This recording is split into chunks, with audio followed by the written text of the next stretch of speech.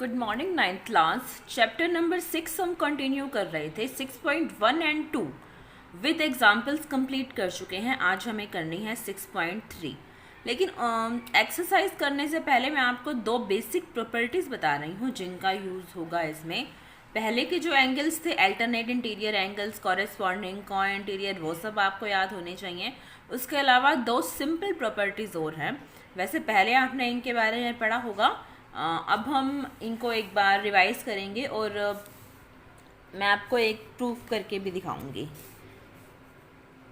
एक होता है एंगल सम प्रॉपर्टी।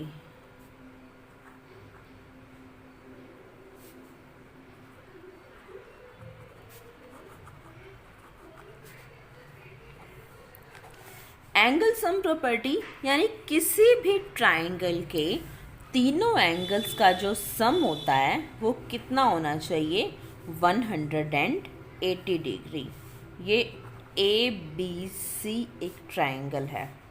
कितना होना चाहिए? Angle A plus angle B plus angle C कितना होगा? 180 डिग्री। इस चीज़ को प्रूव भी कर सकती हूँ मैं। ये एक लाइन है ना, इसके पैरेलल एक दूसरी लाइन ले लो। यहाँ पर ये आपको पता है, ये वाला एंगल ए, ये वाला एंगल बी, ये वाला एंगल सी। ए प्लस बी प्लस सी कितना हो गया? 180 डिग्री। अभी तक मैंने आपको बताया है इसका सम 180 होता है। अब मैं इसको प्रूव करूँगी। बाहर एंगल लेते हैं, ये एंगल 1, ये एंगल 2। ओके, मैंने आपको कहा था कि ये जो लाइंस लोगे आप, क्या लोगे? पैरेलल लोगे, पैरेलल कंस्ट्रक्ट करोगे। अब देखो ये क्या है? दो लाइंस पैरेलल हैं, ये ट्रांसवर्सल इनको कट कर रही है। तो एंगल 1 और ये बी, समझ रहे हो ना? ये एंगल ए, ये बी, ये सी, ये 1 और ये 2। एंगल 1 और बी इक्वल हो गए, कोई प्रॉब्लम नहीं है ना उसमें। Angle 1 is equal to angle 2। How are they equal? Alternate interior angle. Line parallel है। ओके, 1 इक्वल टू नहीं, 1 इक्वल बी। वैसे ही एंगल 2 किसके इक्वल होगा? जल्दी बोलिए। वेरी गुड, एंगल सी के। एंगल 2 और एंगल सी क्या होंगे? इक्वल हो गए। 1 इक्वल है बी के, 2 इक्वल है सी के। Alternate interior angle. अब देखो ये 1, ये ए और ये 2 लाइन कंप्लीट कर रहे हैं। इनका सम कितना होगा? 180 डिग्री लीनियर पेयर से। Angle 1 plus A plus 2 180 degree. How? Linear pair. Okay, अब देखो हो गया ना 1A2। सम कितना हो गया इनका? 180। कैसे? लीनियर पेयर से। अब 1 किसके इक्वल प्रूव किया हमने? एंगल बी के। ए तो ए ही है। 2 किसके इक्वल प्रूव किया? सी के, यानी कि A plus B plus C is equal to 180 degree. Angles का सम कितना हो गया? 180 डिग्री एंगल सम प्रॉपर्टी से। आई डोंट थिंक इसमें कोई डाउट होना चाहिए आपको।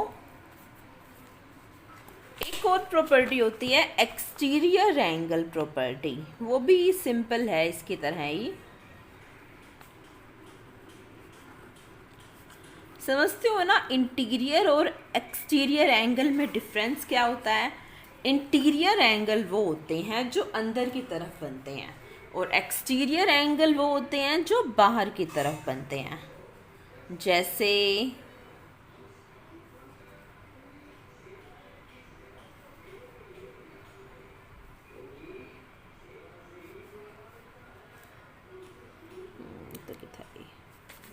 इसको हम आगे प्रोड्यूस करते हैं।